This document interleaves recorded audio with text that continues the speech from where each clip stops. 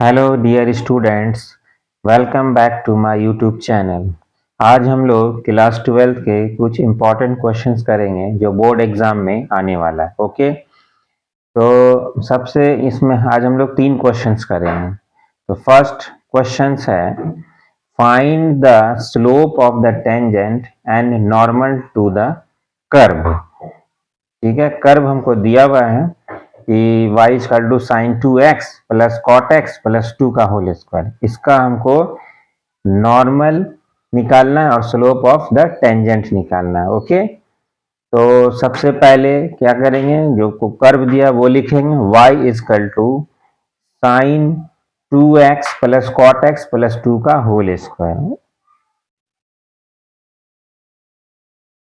उसके बाद इसमें हम लोग करेंगे डिफरेंशिएट, इसके रेस्पेक्ट में x के रेस्पेक्ट में डिफरेंशिएट करते हैं। तो dy बाई डी एक्स, यहाँ सबसे पहले पावर का करेंगे तो 2 into sine 2x plus cot x plus 2 हो जाएगा, क्योंकि पावर का करेंगे 2 में से 1 घटेगा तो 1 बचेगा और 2 इंटू हो जाएगा एक्स पावर n वाला रूल से। फिर चेन रूल यहाँ पे चल रहा है, चेन रूल से होगा। तब अब हम इसके अंदर वाला करेंगे, sine 2x plus cot x plus 2 का डीसी करेंगे तो साइन x का जो डीसी हो जाएगा मेरा कॉस x, यहाँ पे 2x है तो 2 कोफिशिएंट है तो 2 से इंटू हो जाएगा, प्लस फिर क्या करेंगे कॉट x का डीसी निकालेंगे। कॉट x का डीसी क्या होगा, आप माइनस कॉसेक स्क्वायर x, और 2 जो है कांस्टेंट है, कांस्टेंट का डीसी क्या होता है 0। ओके, ये हो गया मेरा डीसी चेन रूल से। ओके, अब यहाँ पे हम क्या करेंगे, x का जो वैल्यू दिया हुआ है पाई बाय 2 वो यहाँ पे रख देंगे, तो dy by d x at x equal to pi by 2। ठीक है, अब जहां जहां पर भी x है वहां वहां पर हम क्या करेंगे पाई बाय 2 रख देंगे। ठीक है, तो फिर यहाँ पर है साइन 2x तो 2 इंटू पाई बाय 2, फिर कॉट x है तो कॉट पाई बाय 2, फिर प्लस 2। ओके, फिर इंटू 2 कॉस 2x तो कॉस 2 इंटू पाई बाय 2, फिर माइनस कॉसेक स्क्वायर x के जगह पे क्या रखेंगे पाई बाय 2।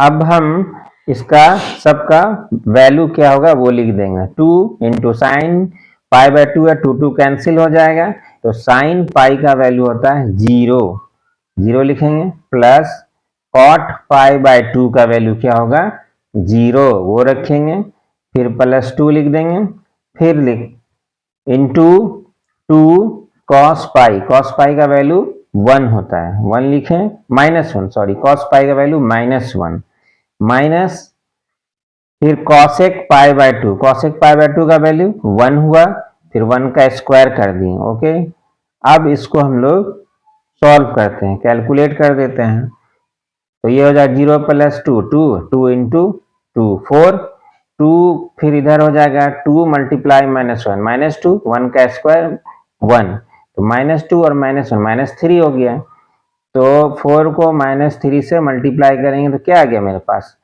माइनस। क्वेश्चन है फाइंड द पॉइंट, तो यही मेरा क्या निकला slope of the tangent for which therefore slope of the tangent the same equal to -2। तो हम लोग ये कर्व दिया पहले वो लिख देते हैं, given y square equal to 8x, इसको इक्वेशन 1 मान लेते हैं। ठीक है, अब उसके बाद क्वेश्चन में दिया हुआ है अब हम और कोऑर्डिनेट कर्व का नॉर्मल निकालेंगे, स्लोप ऑफ द रेट पर नॉर्मल क्या करेंगे, अब तो क्या करेंगे नॉर्मल निकालेंगे, सीसा और स्लोप ऑफ टेंजेंट तो निकाल ली dy बाय dt, अब हम क्या निकालेंगे slope dx by dt। Normal question में ही दिया हुआ है कि f सीसा और स्लोप f सीसा ऑफ नॉर्मल निकालने के लिए दोनों सेम भी एक फार्मूला है, इक्वेशन 2 मान लेते हैं, वो हमको याद रखना है। अब हम इक्वेशन 1 का क्या करेंगे डिफरेंशिएट करते हैं t के respect. Okay, slope of the normal तो t के रेस्पेक्ट में करते हैं, और उससे पहले जो पॉइंट हमको निकालना है उस पॉइंट को मान लेते हैं x। नेक्स्ट क्वेश्चन कर रहे हैं हम लोग xy, find the point on the curve. Differentiate करेंगे इक्वेशन 1 को t के रेस्पेक्ट में। ओके, तो क्या होगा, जैसे y स्क्वायर, तो पहले y स्क्वायर का डीसी हो जाएगा 2y, फिर y का t के रेस्पेक्ट में dy by dt, okay, dy by dt t के रेस्पेक्ट में निकालना है क्योंकि चेंज हो रहा है, रेट चेंज t के रेस्पेक्ट में। और इधर हो जाएगा मेरा 8 इंटू एक्स का जो है t के रेस्पेक्ट में dc हो जाएगा dx बाई dt, ओके। अब क्या करना है हमको कि हमें दिया हुआ था क्वेश्चन 2 में कि dy by dt equal to dx by dt, तो वो वैल्यू को यहाँ पे रखना है। चाहे तो dy बाई dt को dx बाई dt कर देते हैं या फिर dx को d बाई dt को dy बाई dt कर देते हैं। इससे क्या होगा कि मेरा कैंसिल हो जाएगा और y का वैल्यू मेरा निकल जाएगा, ठीक है। तो हम dy बाई dt के लिए dx बाई dt कर देते हैं फ्रॉम इक्वेशन 2 से, जिससे मेरा क्या होगा dy by dx by dt cancel हो गया, तो बच गया मेरे पास 2y equal to 8, 2y equal to 8। तो y का वैल्यू मेरे पास 4 आ गया, ठीक है, 4 आ गया। अब क्या करना है, y का वैल्यू इक्वेशंस 1 में रख देते हैं। क्या करते हैं, इक्वेशंस 1 में रखते हैं।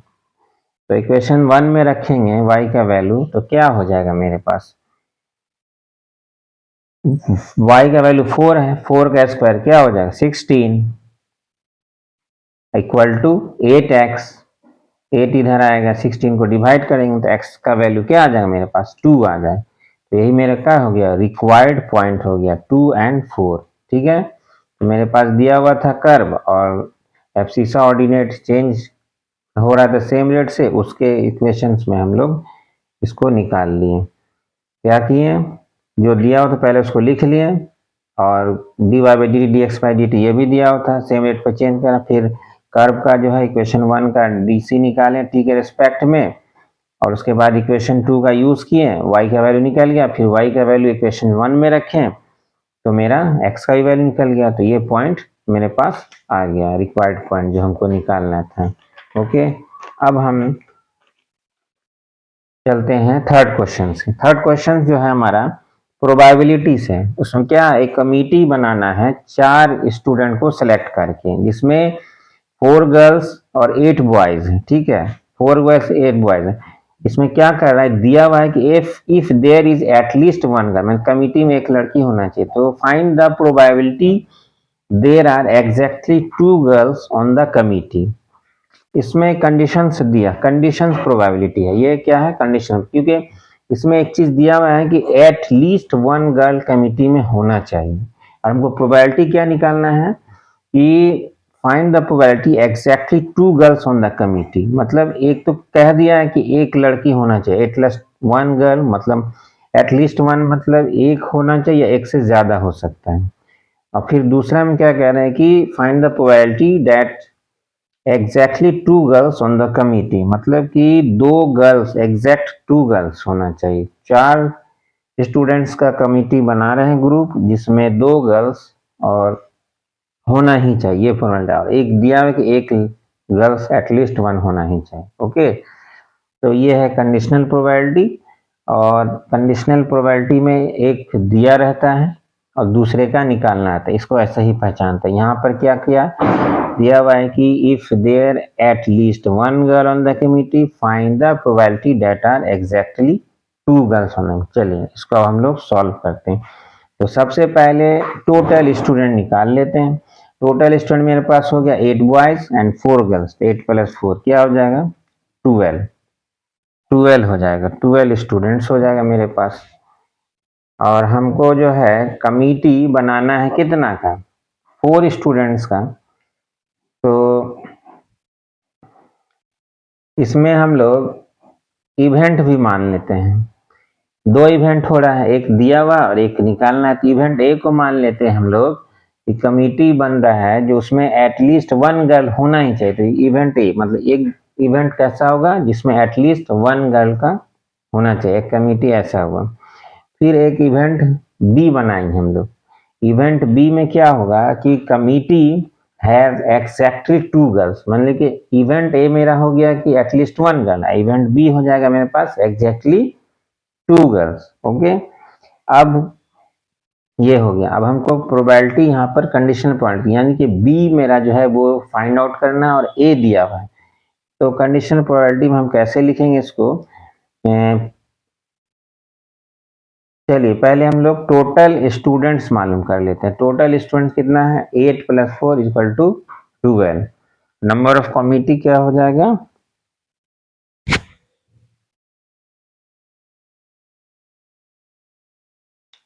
Total student number of student क्या हो गया? 4।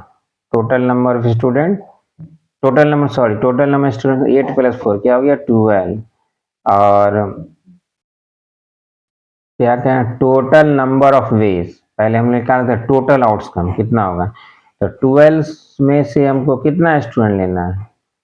4 स्टूडेंट लेना है। तो 12C4 क्योंकि चार स्टूडेंट का कमिटी बना था 12C4। तो इसमें हम लोग एनसीआर का फॉर्मूला यूज करेंगे। एनसीआर जो हम लोग कॉम्बिनेशंस में पढ़े थे पिछले क्लास 11th क्लास में। एनसीआर का फॉर्मूला होता है NCR equal to factorial N by factorial R into factorial N minus R. इस फॉर्मूला का यूज करके हम लोग 12C4 का वैल्यू निकाल लेंगे। ठीक है, ये जो है कॉम्बिनेशंस में से आता है। तो ये हमें इससे हमसे टोटल नंबर ऑफ वेज मालूम हो जाएगा। It means total outcomes. तो यहाँ पे फैक्टोरियल 12 हो गया, फिर मेरे पास फैक्टोरियल 4 हो जाएगा, फिर फैक्टोरियल 12 - 4 हो गया। अब जो है फैक्टोरियल 12 को तोड़ेंगे। 12 × 11 × 10 × 9 × 8 फैक्टोरियल 8 तक लाके छोड़ देंगे। नीचे हो जाएगा मैं फैक्टोरियल 4 को तोड़ेंगे। फैक्टोरियल 4 को तोड़ेंगे 4 × 3 × 2 × 1 और फैक्टोरियल 12 में से 4 माइनस होगा कितना बचेगा? फैक्टोरियल 8 को रहने देंगे क्योंकि फैक्टोरियल 8 कैंसिल हो जाएगा। फिर इधर बच गया जो मेरा 4 3 × 2 इससे भी इसको कैंसिल करा देते हैं। उसके बाद जो भी नंबर बचेगा उसको हम लोग मल्टीप्लाई कर देते। तो मल्टीप्लाई करने पर आएगा मेरे पास 495। तो 495 जो हो गया यही मेरा टोटल नंबर ऑफ वेज हो गया, मतलब टोटल आउटकम्स आ गया। इसको हम लोग नंबर ऑफ स्पेस भी कहते हैं या सैंपल स्पेस हो गया मेरे पास।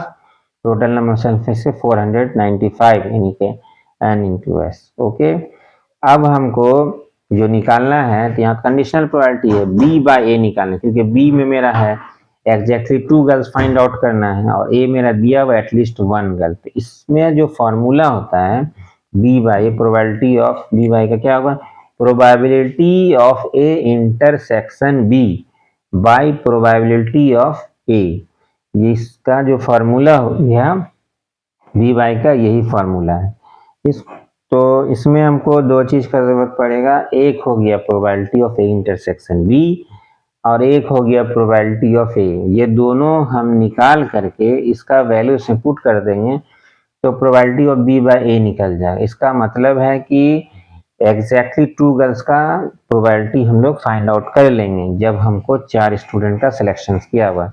और ए मीन्स जो भी दिया हुआ रहेगा इवेंट उसको हम लोग नीचे लिखते हैं। तो सबसे पहला केस हम यूज निकालते हैं एटलीस्ट 1 गर्ल, मतलब एटलीस्ट 1 गर्ल का प्रोबेबिलिटी हम लोग पहले निकालते हैं। तो 1 गर्ल का मतलब उसमें एक ना एक लड़की होना ही चाहिए, एक गर्ल्स होना ही चाहिए, एक से ज्यादा भी हो सकता है। तो उसके लिए हम क्या करेंगे, पहले बॉयज का निकालते हैं टोटल नंबर ऑफ वेज। ठीक है, ये बॉयज का कितना है? तो बॉयज का जब होगा तो वेज मतलब बॉयज का हम निकाल लें तो उसमें गर्ल्स नहीं होनी चाहिए। तो मेरे पास जो है बॉयज कितना है? 8 और उसमें हम लोग 4 का सिलेक्शन करना है तो 8C4 क्या लिखेंगे? 8C4। 8C4 मीन्स अब एनसीआर का फॉर्मूला लगाएंगे इसमें, जैसे इसमें लिखा फैक्टोरियल 8/4 माइनस 8 - 4। ओके, फिर इसको सॉल्व करेंगे उसी तरह सेम जैसे किए हैं ऊपर।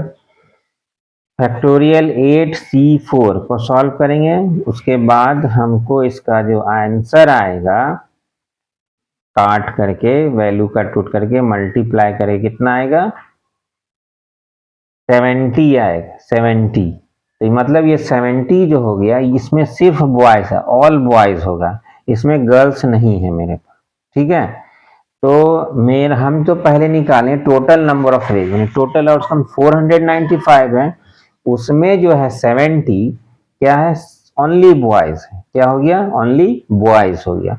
अब अगर हम 495 में 70 को माइनस कर देंगे तो जो आएगा 425 ये होगा, और इसमें कि इतना जो है वेज, ये वेज हो गया, ये गर्ल्स का हो गया, तो ये एटलीस्ट 1 करेंगे, यानी कि नंबर ऑफ ए का वैल्यू क्या हो जाएगा 425, ये हो गया। इसमें बॉयज नहीं है, ओनली गर्ल्स होगा। ठीक है, अब इसका अगर हमको प्रोबेबिलिटी निकालना है तो प्रोबेबिलिटी का जो फॉर्मूला है possible outcome by total outcome, तो प्रोबेबिलिटी ऑफ ए हो गया मेरा, पॉसिबल आउटकम हो गया 425 और टोटल आउटकम हो जाएगा मेरा 495। तो ये जो 425 बाय 495 ये हो गया एटलीस्ट 1 गर्ल का प्रोबेबिलिटी। ओके, अब हम चलते हैं केस 2 में, जिसमें एग्जैक्टली 2 गर्ल्स का वेज निकालना, number of ways exactly 2 girls. ठीक है, तो 2 गर्ल्स का मतलब हो गया सिर्फ 2 ही गर्ल्स होना, एग्जैक्ट 2 गर्ल्स में 2 गर्ल्स, तो 2 गर्ल्स हो गया तो 2 बॉयज होगा, मतलब सिलेक्शन होगा किस तरह से, 2 गर्ल्स एंड 2 बॉयज। ओके, तो 4 गर्ल्स में से 2 गर्ल्स लेना 4C2 और 8 बॉयज में से 2 बॉय लेना है तो 8C2, दोनों को मल्टीप्लाई करना हो। 4C2 का भाई एनसीआर का फॉर्मूला यूज करेंगे, फिर 8C2 को हम लोग वो भी एनसीआर का फॉर्मूला यूज करेंगे। ओके, इसके बाद 4C2 तो वैल्यू वही करेंगे जैसे हम लोग कर रहे थे कि factorial 4 bye factorial 2 into factorial 4 minus 2 multiply factorial 8 bye factorial 2 into factorial 8 minus 2। ठीक है, अब इसको हम लोग को फैक्टर करके काट कर